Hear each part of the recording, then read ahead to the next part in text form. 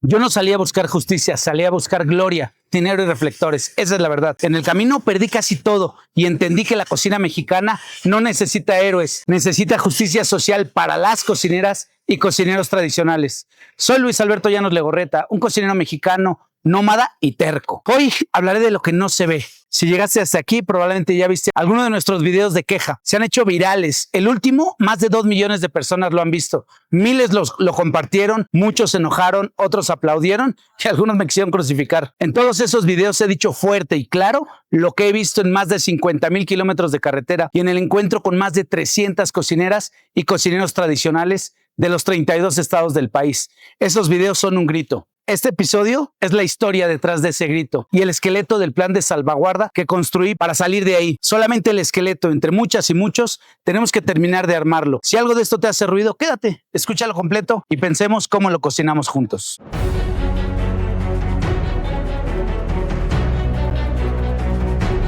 Bienvenidas y bienvenidos al primer capítulo de la serie Fogones en Construcción. No es un podcast de recetas, es una radiografía de lo que hemos hecho en Senaín Fogones MX con las cocinas mexicanas y de lo que queremos hacer distinto. Es una propuesta que ya está en marcha. Y todo esto no se va a quedar en palabras, se está cocinando en un lugar y en una fecha concreta, el Festival Fogones de México aquí en Campo Marte. Más adelante te voy a contar por qué cada boleto importa más de lo que parece, por qué es necesario que nos acompañes si estés aquí. Si nos quedamos solo en el video viral, terminamos haciendo lo mismo que critico, usar el dolor como contenido. Lo primero que quiero decir es esto. Este razonamiento no nació en una oficina ni en un aula, nació en la carretera.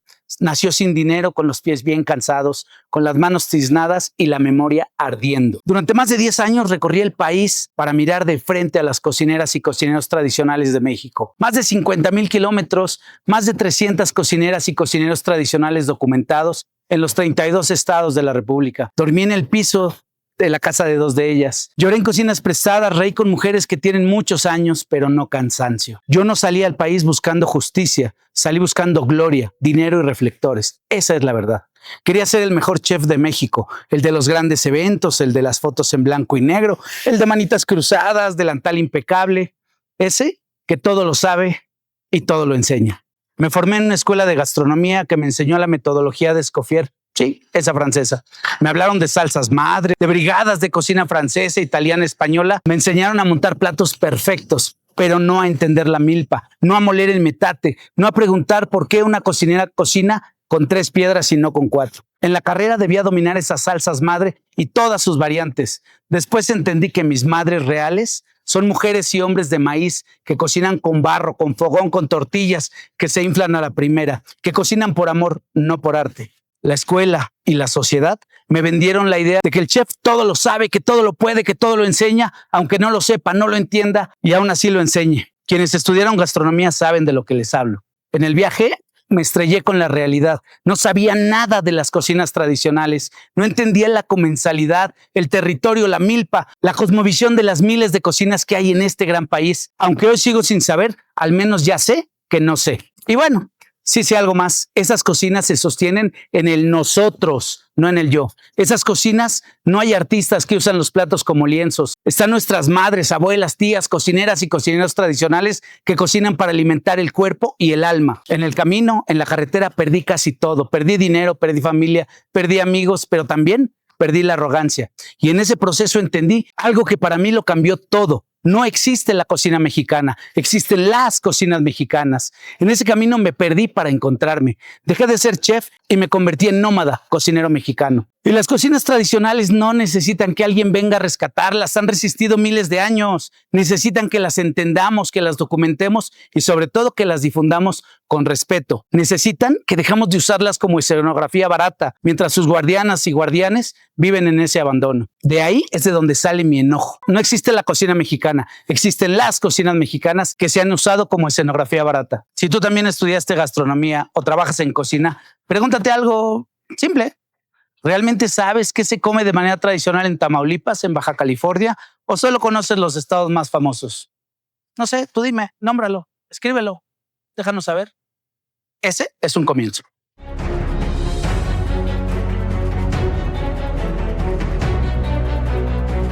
Durante muchos años no sabíamos qué hacer con las cocinas tradicionales. El problema es que después de 15 años de declaratoria y siglos de cocinar en este territorio, ya no podemos decir no sabíamos. Ya no podemos. Hay algo que casi nunca decimos en voz alta. Durante muchos años en México no sabíamos qué hacer con las cocineras tradicionales, con las cocinas tradicionales. Ni los gobiernos, ni las escuelas de gastronomía, ni los chefs, ni los medios. La declaratoria de la UNESCO, los festivales, las carreras de gastronomía, todo eso tomó a las cocineras y cocineros tradicionales como novedad, como descubrimiento. Crecimos con ello, pero sin un manual, sin marco de estudio, sin política pública, sin reglas de participación económica. Se les puso en el centro del discurso, pero sin reconocerlas como sujetos de derecho ni de economía. Durante todo este tiempo se ha hablado de ellas y de ellos, no con ellas y con ellos, decidiendo lo que es mejor desde una mirada occidental. Al principio y al final, asumo algo incómodo. Aún no sabemos cómo tratar este universo, este gran universo de cocinas mexicanas, como cuerpo vivo de conocimiento, de pueblos, de heridas y de fuegos encendidos. Lo convertimos en folclore, en mercancía, en postal. No por maldad organizada, sino por ignorancia, por modelo, por inercia. El problema es que después de 15 años ya no podemos seguir diciendo no sabíamos. No podemos. Hoy sí sabemos. Hoy ya vimos el costo de seguir usando su cocina sin escuchar a quienes la sostienen, quienes la cocinan. Lo vi en la misma escena repetida miles de veces. Festivales con cocineras sin toldo, bajo el sol. Festivales en la Cámara de Diputados o senadores que dan vergüenza. Cocineras que ni siquiera saben que son reconocidas como cocineras tradicionales. Colegas que a veces sin saberlo y a veces sabiendo han hecho extractivismo. Políticos que solo posan para la maldita foto, empresarios que usan la palabra tradicional como etiqueta, pero no conocen el nombre de la señora que cocinó ese platillo.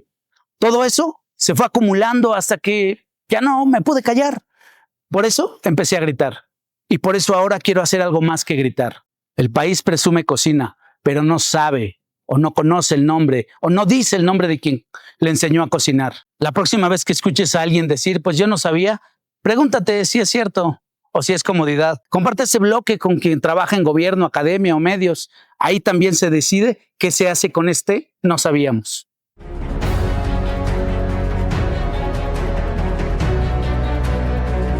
La academia quiso profesionalizar las cocinas con filipinas almidonadas, pero con muy poco contacto con el campo. Formó ejecutivos del sabor, no guardianes del fuego. Quiero regresar un momento al origen. La enseñanza formal de la gastronomía en México empezó por ahí de 1977 con un programa técnico enfocado en la industria hotelera. En 1992 llegó la primera licenciatura, cocinas bien equipadas, lenguaje académico, técnicas francesas, promesas de movilidad social. Se hablaba o se comenzó a hablar de cocina de autor, de servicios rusos, italianos, franceses. ¿Cuándo se hablaba de cocinas mexicanas? Cuando se hablaba de cocina mexicana, era la del centro para el centro. Sin pueblos originarios, sin lenguas indígenas, sin historia de territorio. El mensaje era claro, aunque nadie lo dijera. Si quieres triunfar en la cocina, tienes que parecer europeo. La milpa, el nixtamal, el comal, eso era folclore. No más para la foto. Mientras tanto, las cocinas mexicanas seguían enseñando donde siempre, en el fogón de 3 piedras, en patios donde se desgrana el maíz, en cocinas de adobe, donde el silencio también educa. Ahí no hay apuntes, ahí hay cuerpo, ahí no se leen recetas, se encarnan, se viven. Ahí no se evalúa con exámenes, se evalúa con la mirada, con paciencia y con tiempo. La academia quiso profesionalizar las cocinas, pero muchas veces lo hizo sin tocar el territorio. Formó ejecutivos del sabor y está bien, pero hubo muy pocos guardianes y guardianas del fuego. Y ojo, no estoy diciendo que estudiar esté mal. Lo que digo es que si el aula no reconoce que antes de ella ya existía un saber milenario, entonces lo que se hace no es formación, es simulación. Antes de la licenciatura ya existía el fogón. El problema es que no lo quisimos ver. Si das clases de gastronomía, cocina o turismo, pregúntate, ¿cuántas veces al semestre se dice la palabra milpa, territorio o cocineras tradicionales? Y si eres estudiante, pídelas. Que entren al aula, aunque sea primero como conversación.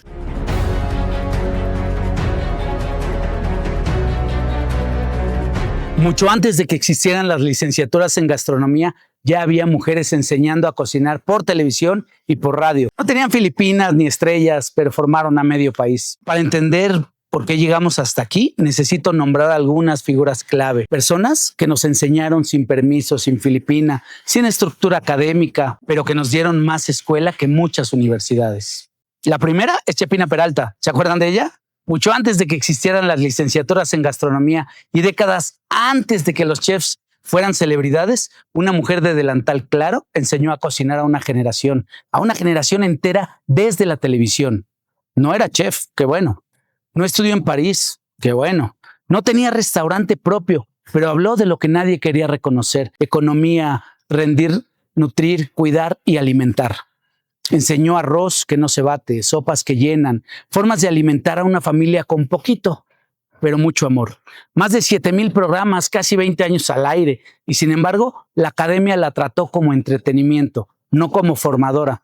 Para muchos era televisión ligera, para millones de mujeres fue escuela. La segunda mujer, Diana Kennedy, una mujer inglesa que vino a México, se fue al campo en serio y decidió documentar las cocinas mexicanas con rigor, pero también con respeto. No vino a rescatar nada, vino a escuchar. No tradujo palabras para que sonaran elegantes en francés. Las nombró como se nombran, en náhuatl, purépecha, mixteco o cualquiera de las lenguas que tenemos en México. No para salir en la foto. Su trabajo incomodó a un montón de gente. Mostró lo que en México no queríamos ver, que nuestras cocinas eran un universo serio, complejo, digno de ser investigado con la misma profundidad que cualquier cocina europea. La tercera figura es Miguel Conde y su Ruta del Sabor de Canal 11, un actor, no un chef ni un académico. En 2002 se echó a andar por el país con una cámara al hombro y una curiosidad genuina. Fue a escuchar, no a decir. Durante años entró a cocinas de humo, fondas de patios, puestos de carretera. No llegó a dar cátedra, llegó a dejarse guiar, a escuchar. Para muchas cocineras y cocineros tradicionales, la Ruta del Sabor fue la primera vez que se vieron a sí mismos o a sí mismas y a sí mismos en televisión, en horario familiar, cocinando como cocinan todos los días, sin artificios, sin escenografía de revista. Miguel no llegó a decir así se hace, llegó a preguntar ¿usted cómo lo hace? Y eso es una gran forma de dignificar. Gracias, Miguel. Y luego está el archivo vivo de gente como Ricardo Muñoz Zurita, Yuri de Gortari, Edmundo Escamilla. Híjole, en lugar de subirse al espectáculo, se sentaron a escribir, a enseñar, a cocinar con memoria. Hicieron diccionarios, escuelas pequeñas, libros que se leen con acto de respeto. Pusieron al fogón al centro cuando el mercado ya pedía show. Ellas y ellos, junto con muchas otras personas, demostraron algo importante: que sí se puede hablar de cocinas mexicanas con rigor, sin convertirlas en caricaturas. Que se puede usar la cámara, el libro, las clases y el programa de televisión para escuchar, no solo para lucirse. El problema no son estas figuras individuales, el problema es el modelo que se montó encima de ellas, un sistema que tomó su trabajo como paisaje, pero siguió ignorando a las cocineras y cocineros tradicionales que sostienen el fuego todos los días. Y ahí es donde estamos hoy, intentando corregir el rumbo. Ellas y ellos llegaron antes de nosotros, abrieron brechas sin manual ni política pública. Si hoy, con todo lo que sabemos, seguimos dudando de qué hacer, imagina cómo era su momento. Hicieron lo que pudieron con lo que había y lo hicieron muy bien.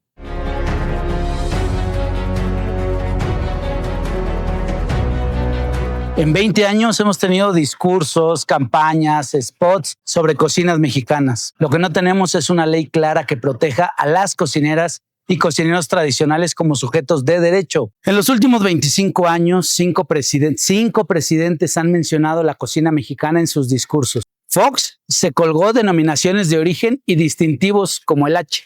Calderón presumió la declaratoria de la UNESCO en 2010, paradigma de Michoacán. Peña Nieto, la primer política nacional de gastronomía del país, además de ven a comer.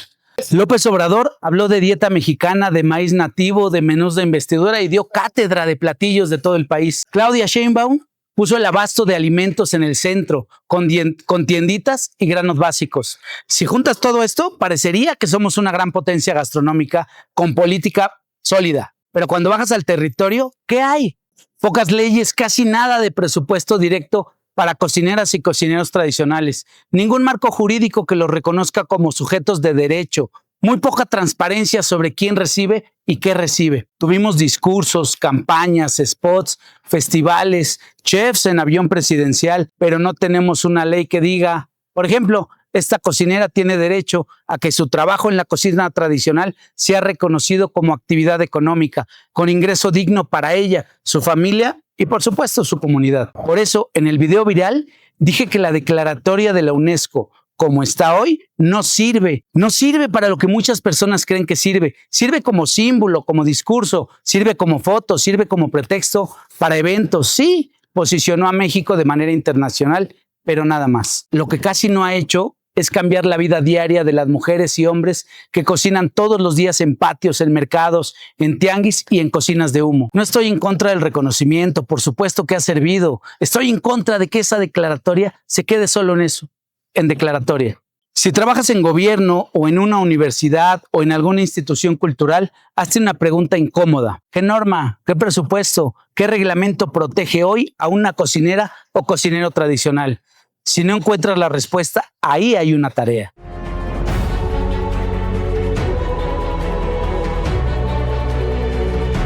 Déjame cambiar de escena. Piensa en un restaurante cualquiera de cocina mexicana contemporánea. Carta bonita, diseño impecable, platillos con nombres que mezclan náhuatl, francés e inglés, maíz criollo, frijol negro de olla, chile chilhuacle, hoja santa. Todo se ve espectacular, pero ¿dónde están los nombres de las personas? Las que sembraron, las que les enseñaron a cocinar. ¿Quién sembró ese maíz?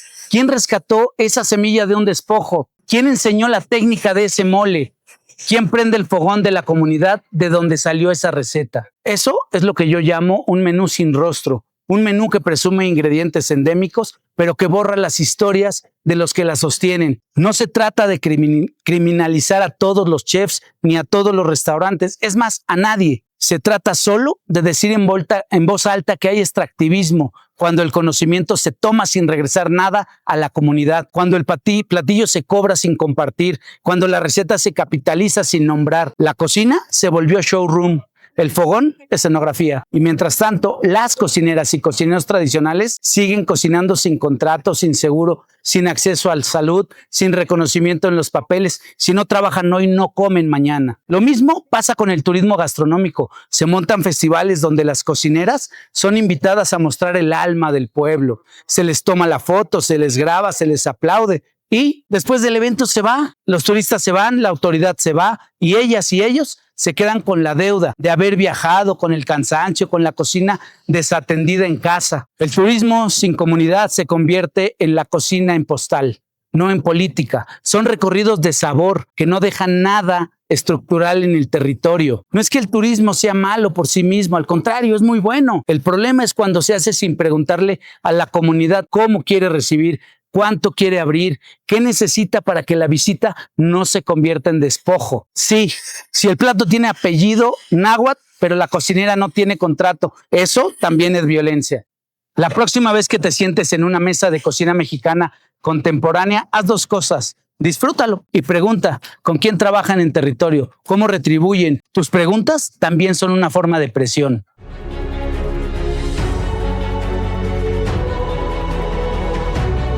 Aquí entra un punto incómodo, pero bien necesario. Muchas veces no son los gobiernos los que abren la puerta. Somos los cocineros profesionales, los chefs, los que llegamos primero con cámaras, equipos, proyectos, festivales. Esto se los quiero decir directo a mis colegas chefs, a quienes estudiaron gastronomía, tienen restaurantes, dan clases o salas en medios. Yo estuve ahí, lo sé desde adentro. Durante años nos enseñaron a hablar por las cocineras y cocineros tradicionales, a representarlas, a reinterpretarlas, a darles voz. Hoy sabemos que ese modelo ya no alcanza. Lo que proponemos desde este plan es algo muy simple, pero muy profundo. Que las cocineras y cocineros tradicionales hablen de sí mismas, de sus propias cocinas, y que las y los chefs hablemos de nuestras cocinas, de nuestras decisiones, haciéndonos cargo de lo que tomamos del territorio y también de lo que regresamos. Es decir, si una cocinera te comparte una receta, una técnica, una historia, tiene derecho a nombrarse, a decidir cómo se cuenta y a participar en lo que genera económicamente a partir de eso. Si un chef reinterpreta un platillo tradicional, le toca decir de dónde viene, con quién lo aprendió, qué acuerdos tiene con esa persona o comunidad y cómo retribuye. Y sobre todo, nos toca dejar de hablar en nombre de ellas y de ellos como si fuéramos sus traductores autorizados de algo que apenas estamos empezando a entender. No se trata de expulsar a los chefs de la conversación, se trata de cambiar el lugar desde donde hablamos. Menos yo vengo a rescatar, más yo vengo a aprender y a colaborar con responsabilidad. Si aceptamos eso, el turismo gastronómico y la alta cocina pueden dejar de ser extractivismo elegante y convertirse en plataformas reales de justicia patrimonial. Si un chef no dice de quién aprendió, siempre habrá extractivismo disfrazado de homenaje.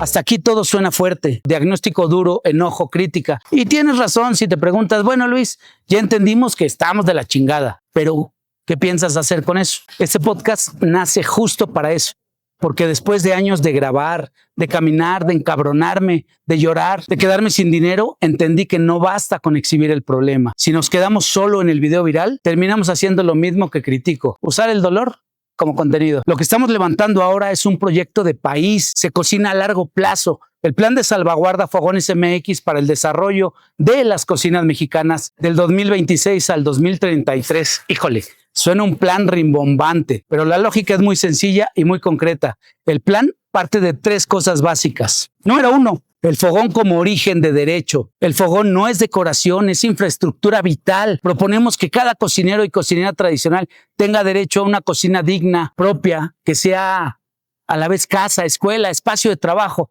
No es romanticismo, es condición mínima. Escuelas de cocina tradicional en el territorio. No hablamos de más universidades de chefs, hablamos de 32 escuelas de cocina tradicional en los estados, nacidas en el territorio, donde las maestras y maestros sean las cocineras y cocineros tradicionales, donde los saberes se reconozcan como conocimiento, no como folclore. Espacios donde también puedan formarse jóvenes que quieran estudiar gastronomía sin tener que traicionar su raíz. 3. Marco legal y participación económica justa. Sin ley, todo se vuelve evento. Necesitamos que el trabajo de las cocineras y cocineros tradicionales esté protegido, que haya reglas claras para el uso de imagen, de recetas, de materiales, que cualquier ingreso que se genere a partir de su saber tenga retribución y transparencia, que el Estado deje de tratarlas como invitadas de honor y empiece a verlas como sujetas de derecho.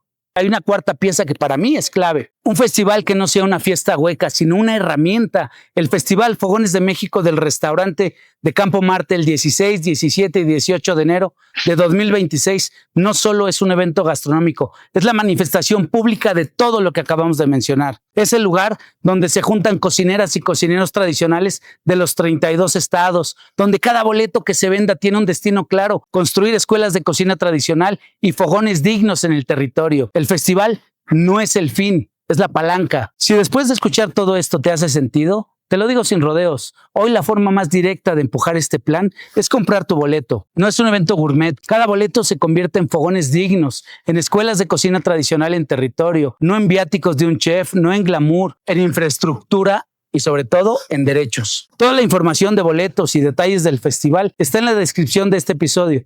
Y en nuestras redes sociales, ahí están todos los enlaces para que puedas decidir con calma si te sumas desde ahí. Y tú quizá piensas, yo solo escucho este podcast, no soy cocinera, ni chef, ni funcionaria. Tal vez no eres cocinera, tal vez no eres chef, igual no trabajas en gobierno ni en academia. A lo mejor eres alguien que simplemente ama comer, que siente orgullo por la cocina mexicana, que se enoja cuando ve injusticias, pero no sabe qué hacer con ese enojo. Te propongo 3 cosas muy simples para empezar. Número 1. Cuestiona el menú sin rostro. Cuando vayas a restaurantes que hablen de ingredientes endémicos y cocina tradicional, pregunta quién está detrás de ese platillo. ¿Hay colaboración real con cocineras y cocineros tradicionales?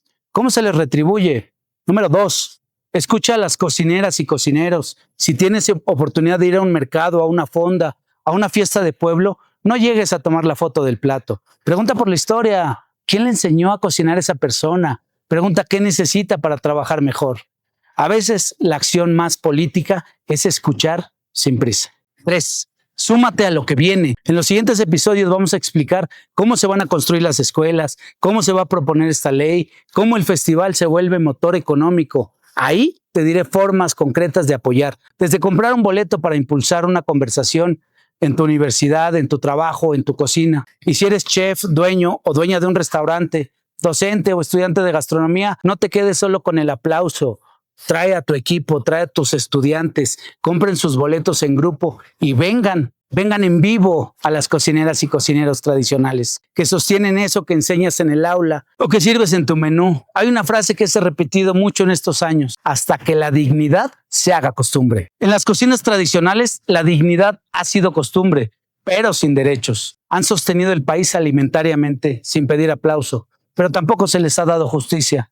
Este podcast, este trabajo, nace porque ya no es suficiente que lo hablemos bajito, entre fogones. Hay que nombrarlo con voz alta, con nombres, apellidos, con contexto y con propuestas. No es una cruzada personal, es un intento de ordenar lo que muchas cocineras y cocineros, muchos investigadores, muchos aliados y sí, también muchos cocineros profesionales llevan décadas diciendo en muchos espacios. Y también es una forma de dejar registro, porque si algún día alguien pregunta ¿en qué momento empezamos a cambiar la relación con las cocinas mexicanas?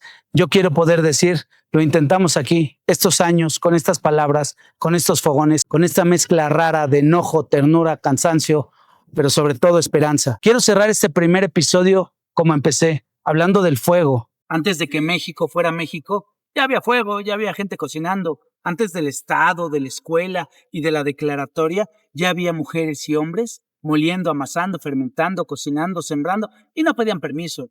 Ellas y ellos no pidieron la declaratoria de la UNESCO, no pidieron a las universidades que los certificaran, no esperaron a los chefs para sentirse válidos. Cocinaron porque si ellas y ellos no cocinaban, el pueblo no comía. Hoy el reto es que ese fuego deje de ser solo costumbre y se convierta también en derecho, que lo que ha sido herencia silenciosa se vuelva futuro compartido, que el país deje de usar la palabra tradicional como adorno y la use como compromiso, con fuerza. Nombrar el fuego es apenas el primer paso. ¿Qué son? ¿Cómo se imaginan? ¿Por qué no son más de lo mismo? ¿Y cómo pueden cambiar la historia de muchas cocineras, cocineros, comunidades y jóvenes que hoy quieren estudiar gastronomía sin traicionar su raíz? Gracias por escuchar, gracias por enojarte conmigo y sobre todo por estar dispuesto a cocinar esta conversación a fuego lento, porque el fuego no es de quien lo enciende, es de quien lo mantiene ardiendo sin corromperlo. Si algo de todo esto te movió, no lo dejes solo en emoción. Comparte este episodio, cuestiona tu próximo menú, escucha la cocina de tu vida, cuestiónanos a nosotros. Y si puedes, compra tu boleto para el Festival Fogones de México. Aquí nos vemos con el fuego encendido y con las cocineras y cocineros tradicionales al centro. Este proceso lo tenemos que construir todos, no una sola persona. Tiene que ser un trabajo de muchas áreas, de muchas personas, de gobierno, de cocineros, de chefs. Entre todos podemos hacer un país mejor. Yo solo soy si nosotros somos. Gracias por escucharnos. Nos vemos la próxima.